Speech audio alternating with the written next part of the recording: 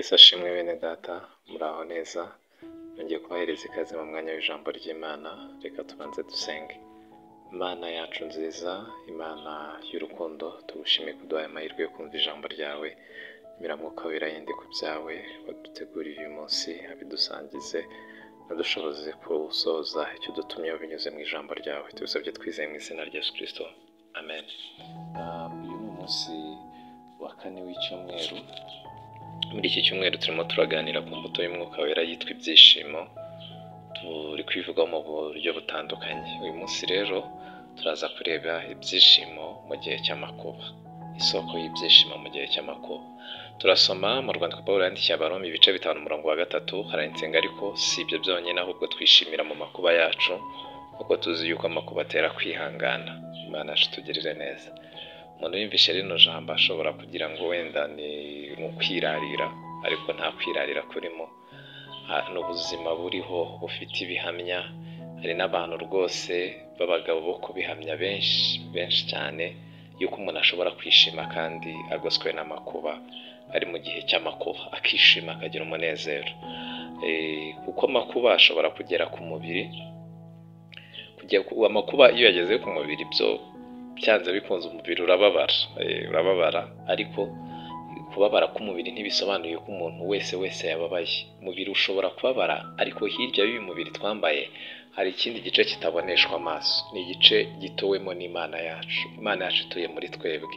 Icyo gice gituwemo n'Imana yacu cyo ntabwo kijya gipfa kugerwaho n'umubabaro. Iyo amakuba aje, Satani aba yifuza kutubabaza, akababaza umubiri wacu, akababaza n'icyo gice cy'imbere muri twebwe, kugira icyo ngicyo gituwemo n'Imana, kuko iyo cyo cyamaze kugerwamo n'umubabaro bituma tudasabana n'Imana uko bikwiriye.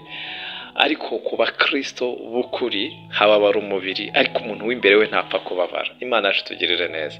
Ikintu gituma uwo muntu akomeza kugira umunezero kandi umubiri uri kubabazwa, nuko yemera kwakira ihumure ritangwa na Kristo. Wa Kristo utuye muri wowe, iyo abonye umubiri wawe utangiye kubabazwa, ahita yohereza ubutabazi bw'ibanze, ubutabazi bwihuse bwo kuguhumuriza. Akaguhumuriza akakubwira ati humura mwana wanjye.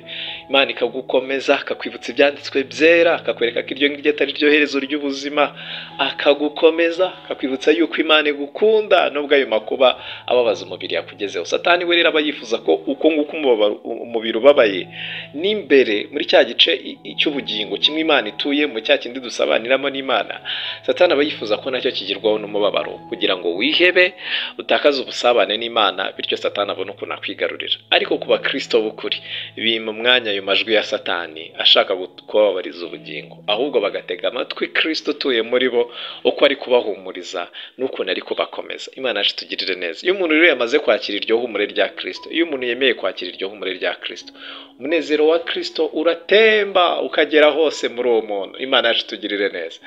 Maze akanezerwa, akagira ibyishimo ntagereranywa, akishima kandi amakuba agihari. Kuko ibyo byiringiro ni ibyiringiro byongera kukwibutsa urukundo Imana igukunda.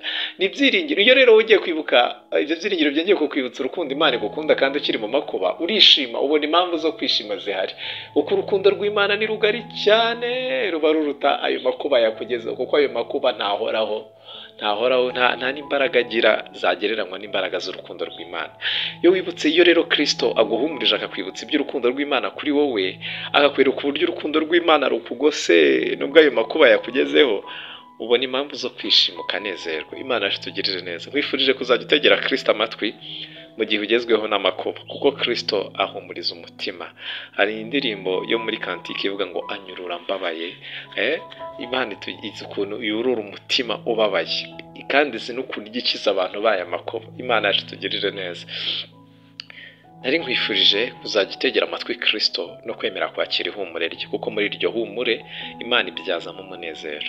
Muri iryo humure wibutswa iby'urukundo rw'Imana. Muri iryo humure wibutswa iby'ineza y'Imana kuri wowe. Iyo wamaze kumenya no guhishurirwa no kongera kwibuka iby'urukundo rw'Imana kuri wowe, urishima bigakunda. Pawulo na Silasi ni inkuru iba mu byakozwe n'intumwa, ngo barabafashe, barabakubita, babashyira mu nzu y'imbohe, barabababaza, ngo babaziritse mu mbago. Ni nk'amapingu ya kera, byabaga ari ibiti biremereye bashyiraga ku maguru akagukomeza.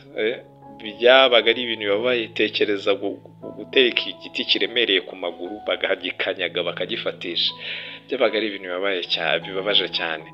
Bari muri uwo mubabaro w'umubiri urimo kubabazwa, ngo bemerera Kristo ahumuriza imitima yabo, ngo bagire ibyiringiro rero mu mutima, imitima iranezerwa iracya, baririmba bari no mu mubabaro. Imana yacu itugirire neza, ngo baranezerwa bararirimba. Imana itugirire neza, ngo baririmbe, ngo imiryango irafunguka.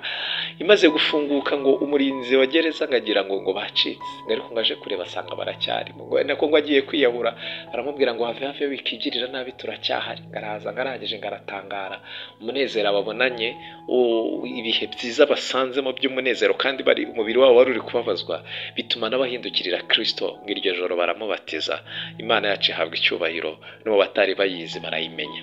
Mwifurije kujya unezerwa, mwifurije kujya wemerera Kristo akaguhaza ihumure rye, kuko iryo humure ryibitsemo uburyo bwo kukunezeza uri mu makuba.